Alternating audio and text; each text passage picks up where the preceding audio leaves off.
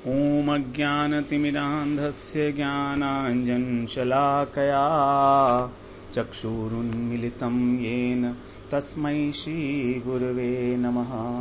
वाञ्छाकल्पतरुभ्यश्च कृपा सिन्धुभ्येव च पतितानां पावनेभ्यो वैष्णवेभ्यो नमो नमः। श्रीकृष्ण चैतन्य प्रभो नित्यानंद श्री अद्वैत गदाधर शिवासादि गौरभक्त वृंद। हरे कृष्णा कृष्णा कृष्णा हरे हरे, हरे राम राम राम हरे हरे। हरे कृष्णा। सर्वप्रथम मैं अपने गुरुपाद पद ओम विष्णुपाद अष्टोत्तर शत श्री श्रीमद् भक्तिवेदांत माधव गोस्वामी महाराज के चरण कमलों में अनंत कोटि दंडवत प्रणाम ज्ञापन करता हूँ। हम लोग श्रीमद् भागवत पुराण के 10वें स्कंद में प्रणय गीत का श्रवण कर रहे हैं। गोपियों के द्वारा जो गाया गया है उसमें हम लोग पहले 6 श्लोक श्रवण कर चुके थे। आज हमारा 37वां श्लोक है, जिसमें जो स्वपक्षा गोपियां हैं उनके द्वारा जो गाया गया है, जो मधु स्नेहा अर्थात राधा जी का यूथ वाली जो गोपियां हैं उनके द्वारा ये गाया गया है। तो ये बता रही हैं, इसमें गोपियां कह रही हैं, श्रीयत पदाम्बुज रजशक में तुलस्या लब्ध्वापि वक्षसि पदम किल भृत्यजुष्टम यस्या स्ववीक्षण कृतेन्यसुरप्रियासस् तद्वद वयं च तव पादरजः प्रपन्ना। यहाँ पर गोपियां अब लक्ष्मी जी का उदाहरण देते हुए, उनका दृष्टांत देते हुए भगवान से कह रही हैं कि जिन लक्ष्मी जी की कटाक्ष प्राप्त करने के लिए, कृपा कटाक्ष प्राप्त करने के लिए स्ववीक्षण कृते मतलब कृपा कटाक्ष, तो उनका कृपा कटाक्ष प्राप्त करने के लिए बड़े बड़े देवता, अन्य सुर ये भी प्रयास करते रहते हैं, तपस्या करते रहते हैं। वही लक्ष्मी जी आपके वक्षस्थल पर जिन्होंने स्थान प्राप्त कर लिया है, क्योंकि लक्ष्मी जी भगवान के वक्षस्थल पर विराजमान है। नारायण के बाईं ओर लक्ष्मी जी सुनहरी रेखा के रूप में भगवान के वक्षस्थल पर विराजमान है। तो उन्होंने आपके वक्षस्थल पर स्थान प्राप्त किया है, वो आपकी प्रेयसी हैं। उसके बाद भी वो क्या करती हैं, उनकी क्या इच्छा होती है कि तुलसी के साथ, तुलसी कौन है? तुलसी भगवान के चरणों में चढ़ाई जाती है, तो तुलसी भी भगवान की प्रेयसी है। तो तुलसी के साथ आपके चरण रज की इच्छा करती है। और वो चरण कैसे हैं? भृत्यजुष्टम, आपके जो भक्त हैं उनके द्वारा सेवित हैं। अर्थात आपके चरणों में बहुत सारे भक्त हैं आपके, उन सबके साथ अपने अभिमान को छोड़कर, अपनी प्रियसी अभिमान को छोड़कर लक्ष्मी जी भी आपका दास्य प्राप्त करना चाहती हैं, क्योंकि चरणों की सेवा तो दास करते हैं ना, और लक्ष्मी जी तो प्रेयसी हैं। लेकिन तो भी वो भगवान के चरणों की सेवा करना चाहती हैं भक्तों के साथ, क्योंकि भक्त भी हैं वहां पर। तो ऐसे चरण कमलों की आपकी वो सेवा करना चाहती हैं। पदाम्बुज, लेकिन हम क्या चाहते हैं? उन्हीं के समान, तत्वत का मतलब है उन्हीं के समान, लक्ष्मी जी के समान। हम वयम च तव पाद रजः प्रपन्ना, हम भी आपके चरणों के नहीं, चरणों की जो रज है, धूली है, उसकी शरण में आई हैं। तो देखिए, गोपियों ने यहां पर लक्ष्मी जी से तुलना तो की, लेकिन लक्ष्मी जी को कहा कि वो तो आपके चरणों की सेवा करना चाहती हैं, और हम क्या चाहती हैं? हम तो आपके चरणों की धूल चाहती हैं बस। लक्ष्मी जी सेवा करेंगी, ठीक है, तुलसी जी सेवा करेंगी, ठीक है, हमको आप केवल अपने चरणों की धूल दे दीजिए, हम उसी के शरणागत हैं। यही है प्रेम का स्वरूप, दीनता का भाव। जहां पर भी प्रेम अपनी अतिशयता को प्राप्त होगा, वहां पर अतिशय दीनता प्रकट होगी, प्रकाशित होगी और अपने आप स्वाभाविक रूप से दीनता का और दैन्य का और प्रेम का बड़ा घनिष्ठ संबंध है। जगत में भी ऐसा ही है। जब हम किसी भी व्यक्ति से बहुत अधिक प्रेम करते हैं तो हम उसके आगे दीनहीन बन जाते हैं। जैसे एक बाप है, वो अपने बेटे के सामने बिल्कुल दीनहीन है, उसको अपने कंधे पर चढ़ाकर उसके लिए घोड़ा बनकर उसको घुमाता है, एकदम दीन हो गया, क्योंकि प्रेम की अतिशयता है ना। अपने बेटे को, अपने बच्चे को आनंद देने के लिए घर के अंदर घोड़ा बन जाता है वो, और उसका बच्चा उसके ऊपर बैठकर बोलता है, चल मेरे घोड़े टिक टिक टिक, चल मेरे घोड़े टिक टिक टिक। तो ये क्या है? ये दीनता है। तो दीनहीन होना स्वभाव है प्रेम का। तो उसी प्रकार से गोपियां यहां पर अत्यंत दीनता का प्रकाशन करते हुए भगवान के चरण की रज की अपेक्षा कर रही हैं, क्योंकि वो कह रही हैं चरण तो लक्ष्मी जी की संपत्ति है, वो उसकी वांछा करती हैं, संपत्ति तो नहीं है, उसकी वांछा करती हैं। और ऐसी लक्ष्मी जी जिनका कृपा कटाक्ष प्राप्त करने के लिए ब्रह्मा, शिव इत्यादि भी तपस्या करते हैं, और वो उनकी ओर देखती भी नहीं है तो भी। तो यहां पर लक्ष्मी जी का जो दृष्टांत दिया गया उसके कई कारण हैं। जैसे जब समुद्र मंथन हुआ था तब उस समय लक्ष्मी जी प्रकट हुई थी, और लक्ष्मी जी ने वहां पर प्रकट होकर अन्य जितने भी देवता और असुर बैठे हुए थे उन सबको छोड़कर नारायण का ही एकमात्र उन्होंने वर्ण किया था। नारायण के गले में जयमाला डाल दी थी उन्होंने, लक्ष्मी जी ने। इसी प्रकार कह रही हैं कि हम भी केवल आपका और केवल आपका ही भजन करना चाहती हैं। हमें अपने पति, पुत्र और परिवार वालों से कोई संबंध नहीं, उधर हमारी अब कोई आसक्ति नहीं है। हमारा भजन अब एकांतिक भजन है। तो भजन में वास्तव में जो भगवान ने गीता में बार बार कहा है, अनन्यता अनन्यता, यही है अनन्यता, जहां पर अन्य का स्थान ही नहीं है, अन्य कोई है ही नहीं वहां पर। ऐसी एकांतिक भक्ति जो है वो गोपियों के द्वारा ही परिलक्षित होती है, गोपियों के व्यवहार में, गोपियों के चरित्र में। एकांतिक का मतलब है एक ही है अंत जिसका, अर्थात भगवान, क्योंकि भगवान ही एक वस्तु है और सभी द्वितीय वस्तु हैं। तो भगवान ही जब हमारा एक अंत है, लक्ष्य है, तभी उसको बोलते हैं हम एकांतिक भजन। तो यहां पर गोपियां कह रही हैं जिस प्रकार लक्ष्मी जी ने केवल नारायण का ही वर्ण किया, उसी प्रकार से हम भी केवल आपका ही भजन करना चाहती हैं, आपके ही चरणों में हम अपने को समर्पित करती हैं।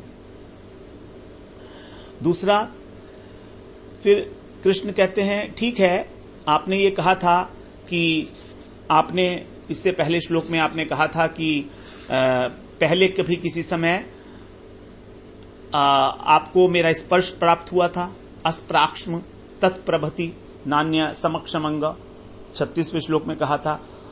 तो कृष्ण कहते हैं कि मुझको तो इस तरह का कोई स्मरण नहीं है कि कभी हमारा आपस में मिलन हुआ हो, कभी हमने स्पर्श किया हो एक दूसरे को, और यदि किया भी है किसी भूल के कारण, तो फिर क्या दोबारा से ऐसा करना ठीक होगा? आप लोग तो साध्वी स्त्री हो, पतिव्रता हो, आपके जो आचार है, सदाचार है, उसका उल्लंघन होगा, और इसलिए आपको जो है चले जाना चाहिए। तो इसके उत्तर में यहां पर गोपियां कह रही हैं कि देखिए, लक्ष्मी जी तो परम साध्वी हैं, परम पतिव्रता है, वो तो नारायण के अतिरिक्त और किसी को भी नहीं देखती हैं क्षण मात्र भी। वो तो शिरोमणि है, सती शिरोमणि है लक्ष्मी जी। लेकिन ऐसी लक्ष्मी जी भी आपका रूप देखकर और आपके चरणों की प्रार्थना करती हैं, आपके चरणों की सेवा करना चाहती हैं। उन लक्ष्मी जी ने अपने पति के हृदय में स्थान धारण किया हुआ है, लेकिन आपका जो स्वरूप है, आपका जो सौंदर्य है, इतना असमौर्ध है कि उसके ऊपर भी लक्ष्मी जी मोहित हो गई।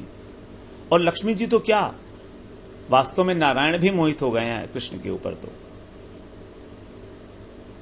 तो जब नारायण भी मोहित हो जाते हैं आपके स्वरूप के ऊपर, आपके सौंदर्य पर, और लक्ष्मी जी भी मोहित हो जाती हैं,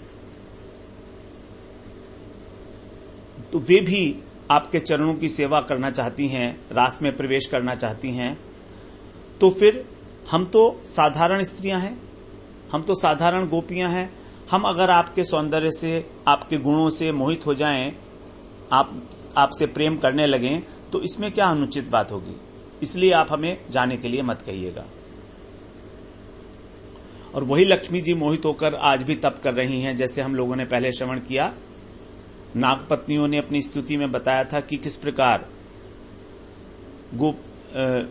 लक्ष्मी जी भी भगवान की सेवा करने के लिए, भगवान रास के अंदर प्रवेश पाने के लिए आज भी बेलवन के अंदर तपस्या कर रही हैं। और दूसरे अभी आगे बताएंगी गोपियां, जब हमारा गोपी गीत आरंभ होगा 29, 30, 31वें अध्याय के स्टार्टिंग में ही, तो गोपी गीत का आरंभ भी यही है। जयति ते अधिकम जन्मना ब्रजः शयत इंदिरा शश्वदत्रिहि। जयति ते अधिकम जन्मना ब्रज। इस वृंदावन की, इस ब्रज की जय हो, क्योंकि यहां पर साक्षात इंदिरा अर्थात साक्षात लक्ष्मी जी यहां पर आश्रय लिए हुए हैं। इस वृंदावन का, इस ब्रज का आश्रय लिए हुए हैं। निरंतर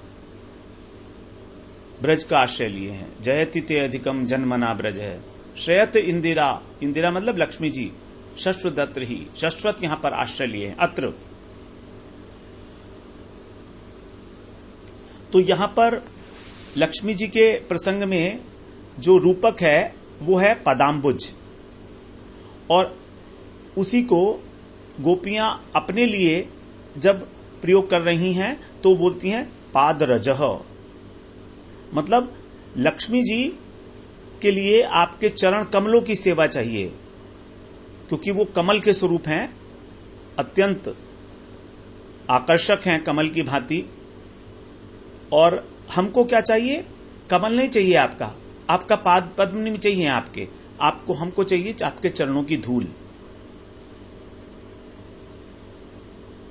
और दूसरी बात, लक्ष्मी जी की आपके चरणों में एकांतिक स्थिति नहीं है, वहां पर तो साथ में तुलसी जी भी हैं।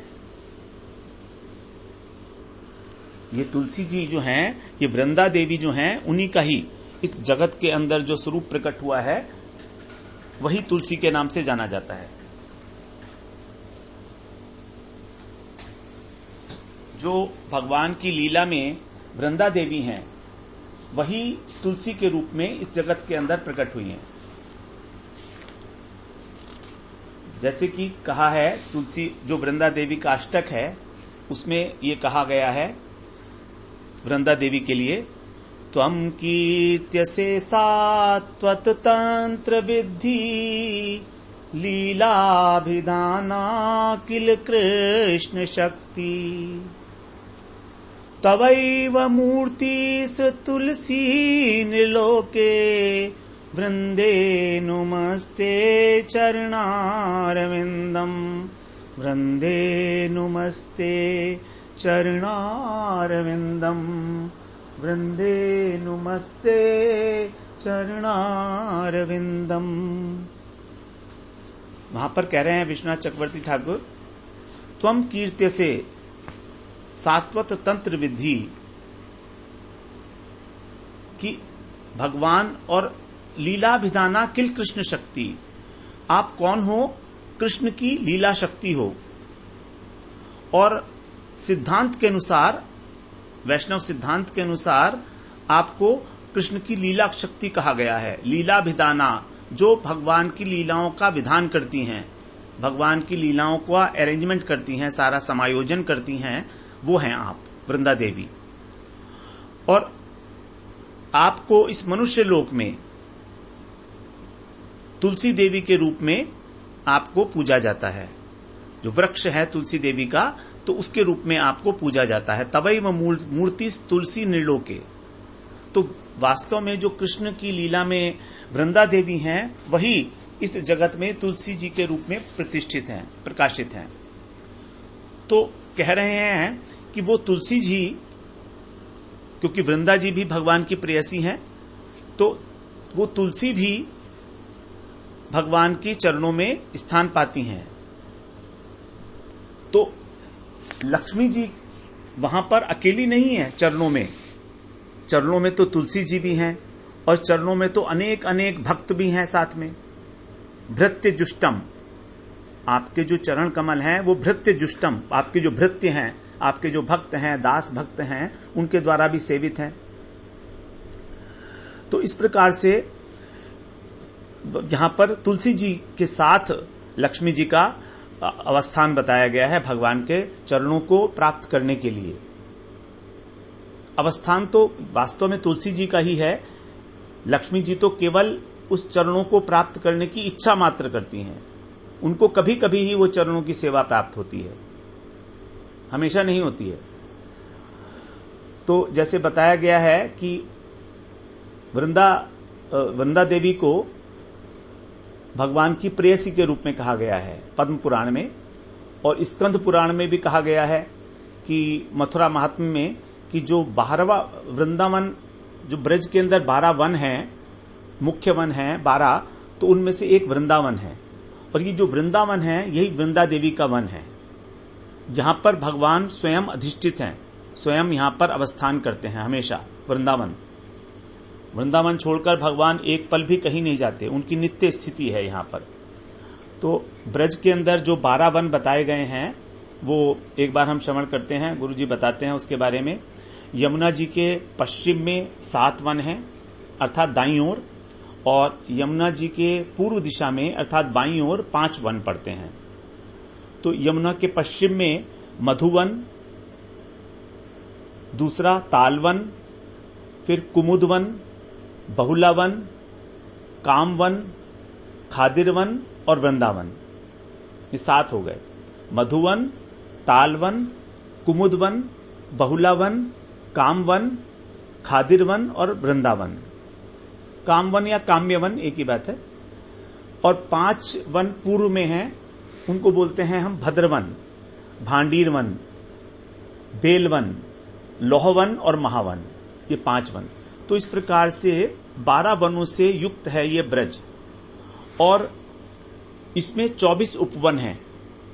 इसी प्रकार से 12 प्रतिवन बताए गए हैं, 12 तपोवन बताए गए हैं, अनेक अनेक वन हैं यहां पर ब्रज के अंदर। 84 कोस के अंदर ही सारे आते हैं ये। तो यहां जो वृंदावन है ये यहां पर भगवान का नित्य निवास बताया गया है।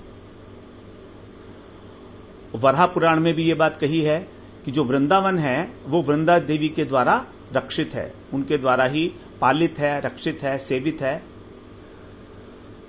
और सभी पापों का नष्ट करने वाला है। अब क्योंकि ये वृंदा देवी के द्वारा ही बनाया गया है, इसलिए इसको वृंदावन कहा जाता है। तो यहां पर वृंदावन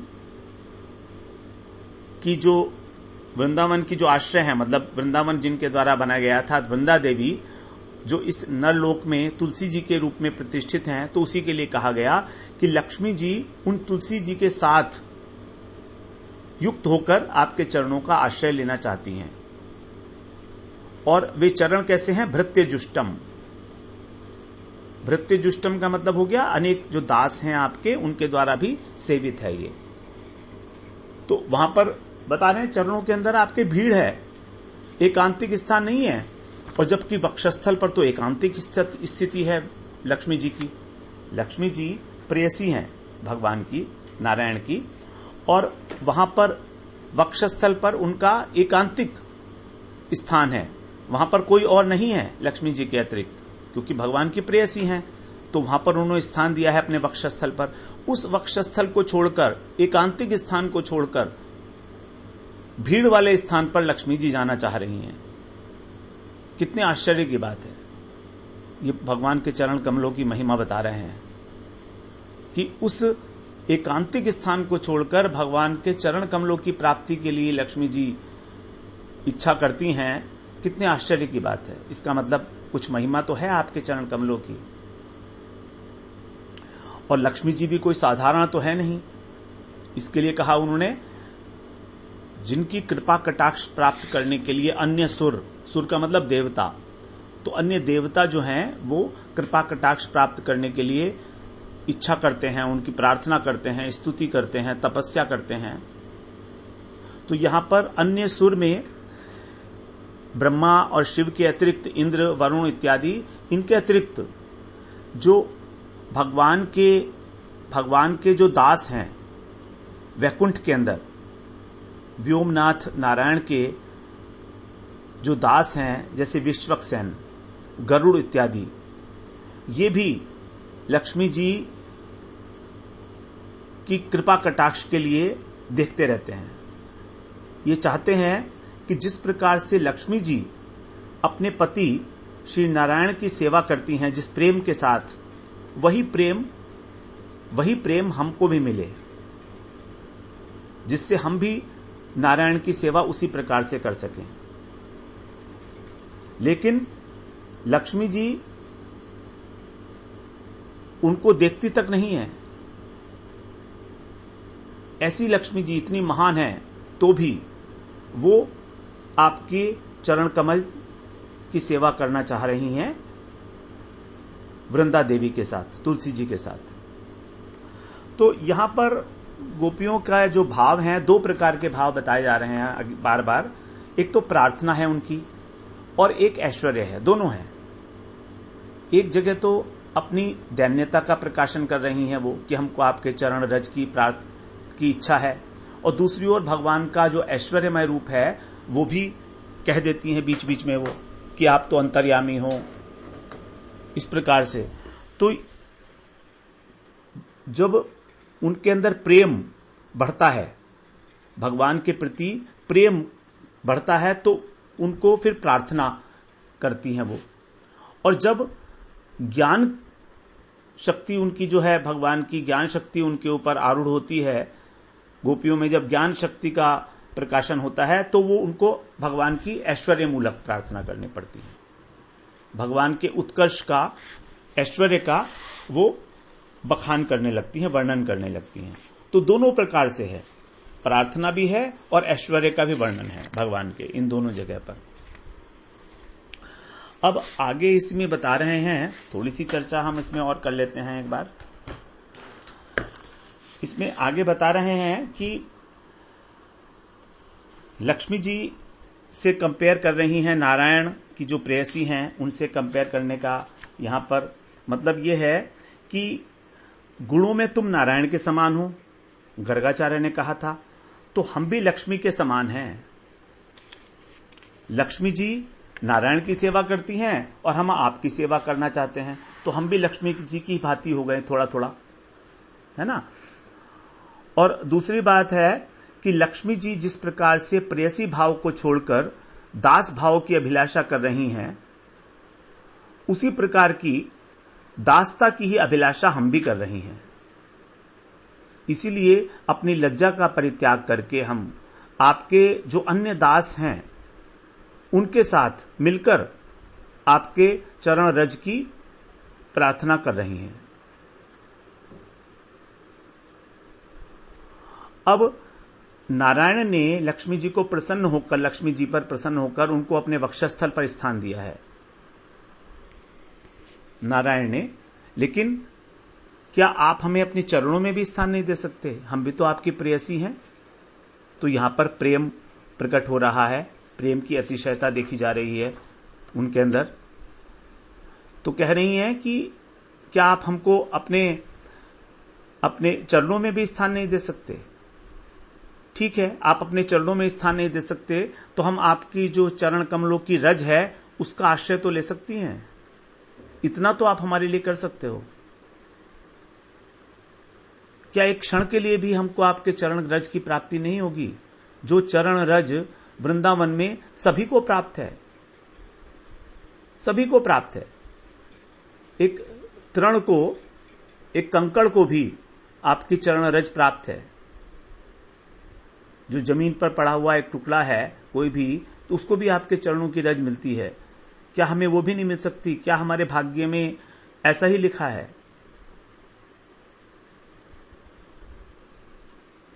और दूसरी बात, यदि तुम चाहते हो कि तुम्हारा भी भगवान के समान, नारायण के समान ही तुम्हारा भी इस जगत के अंदर कीर्ति बढ़े, तो हम तुमको एक सलाह देती हैं।